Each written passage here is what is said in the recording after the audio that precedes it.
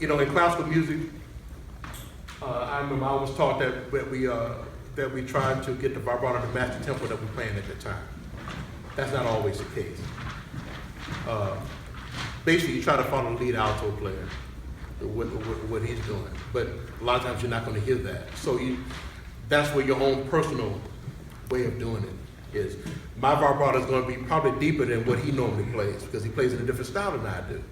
But the combination of that sound and his sound, along with the other three musicians in the saxophone section, create this thing that be like a lot of energy, and that's what you want. Vibrato is a tool. Don't run away from it. Again, I know a lot of people these days, they don't use it. They try to play with this very cold style. But in this music, it's important.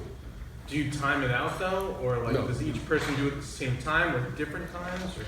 It's not thought of so much as you moving a note at a certain time. It's just a feeling that you're trying to get. And again, you understand it more by listening to musicians play. It's sort of like a car horn, only it's really the opposite of it. What makes a car horn more noticeable when someone blows it? If it's consonant, nobody's going to jump. But you have two tones that are dissonant when they're put together, and it alarms you. It gets your attention. The vibrato is kind of like the opposite of that, but only, or the same way as that, but only in the opposite result. It's a pleasurable thing. So we have our vibratos that kind of don't line up all the time, except maybe when the tempo finally gets slow enough or at the end of a song. When we're going, oh, and you can finally hear us all trying to find Sherman again. Vo, vo, vo, vo, vo, vo. When it gets to that point, then we have more of a opportunity, I should say, to be able to line up exactly the same. So prior to that, we all have our personal sounds of the vibrato that come together to create a new sound, kind of like what many composers do when they're writing. They're not trying to write 5 different parts when they put all these instruments together. They're trying to create a new voice. And that's what the Ellington saxophone section was, a new voice when you put the 5 people together. Could you demonstrate maybe some techniques or strategies to work on that for someone that, you know, is learning to do it? This Vibrato? is how I started on it.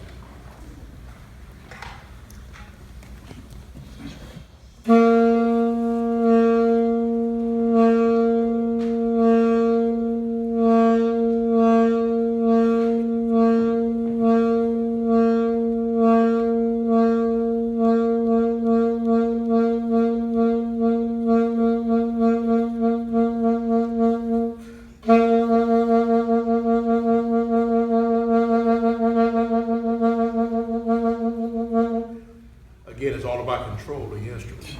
So basically, you have a pulsation. 1, 2, 3, 4. He started with the quarter notes. Da, da, da. Went to the big 3 over there. Went da, whoa, whoa, whoa, whoa, whoa, whoa, whoa, whoa, whoa, whoa, whoa, whoa, whoa, whoa,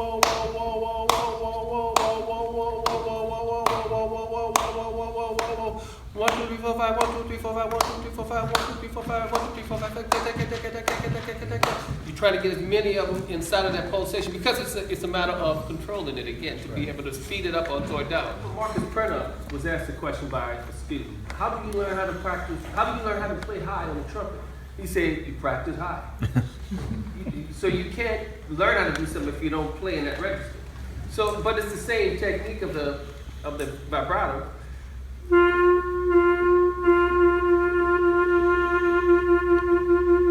What you want to discourage, I think, is kids moving their jaw so far out of place that it becomes obvious. It looks like they're gnawing on it. You don't want that kind of approach, you know. But it's the same kind of subtle variation in pitch. A vibrato is taking something that's in tune and slightly going out of tune in a pleasurable way. And you want to do it over all the registers so that when they get to the high Ds,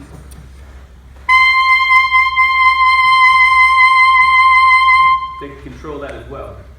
And the great thing about controlling the velocity of a vibrato, because it can bring you throughout the history of music in different ways. Because when you think about a faster vibrato, it takes you back to the 1920s. Right.